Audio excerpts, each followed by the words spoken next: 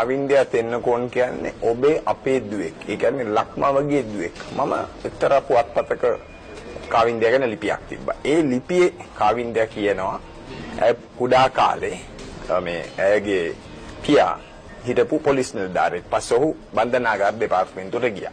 ඊට පස්සේ ඔහු පොලිසියේ සාද බන්ධනාගාරික ක්‍රීඩා කෙරුවා, රග්බි ක්‍රීඩකෙක්, බොක්සිං ක්‍රීඩකෙක්. නමුත් ඔහු පාතාලේ යම් කිසි කියන්නේ සම්බන්ධකම් ඒ වගේම මත්ද්‍රව්‍ය ගැන නිරීක්ෂණය කරනකොට ඔහුව මේ පාතාලේ විසින් ඔහුව මරා දැම්මුවා.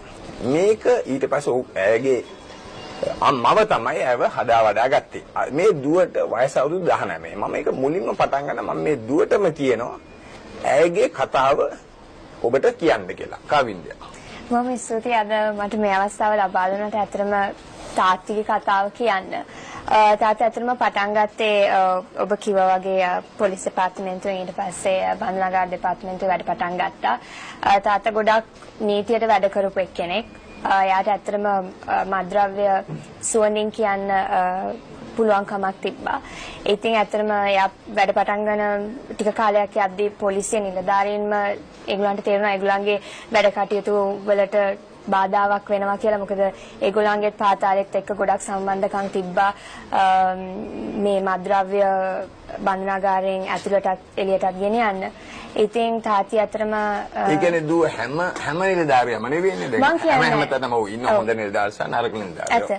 මම කියන්නේ ඇත්තටම මම පොලිසියට ගොඩක් ගරු කරන කෙනෙක්. මම දන්නවා පොලිසියෙන් ලොකු සේවයක් වෙනවා. අපි ඒක දකින්න නැති වුණාට. ඉතින් ඇත්තටම තාත්තට වෙඩි තියනකොට නොවැම්බර් මාසේ 24 වෙනිදා 1997 ඒක දුවට වයස කීයද? මට අවුරුදු 2යි. ඉතින් තාත්තා බස් එකේ ගෙදර එනකොට තමයි මේ පාතාල කල්ලියක නායකයෙක් අම්බිගා කියලා තාත්තට වෙඩි තිබ්බේ. ඉතින් තාත්තට වෙඩි තියන්න මාස දෙකකට කලින් ඒ වෙනකොට අල්ලලා තිබ්බ ලොකුම මත්ද්‍රව්‍ය ප්‍රමාණය. ඒ කියන්නේ මිලිග්‍රෑම් 90,000ක් තාත්ති වෙනකොට අල්ලලා තිබ්බා.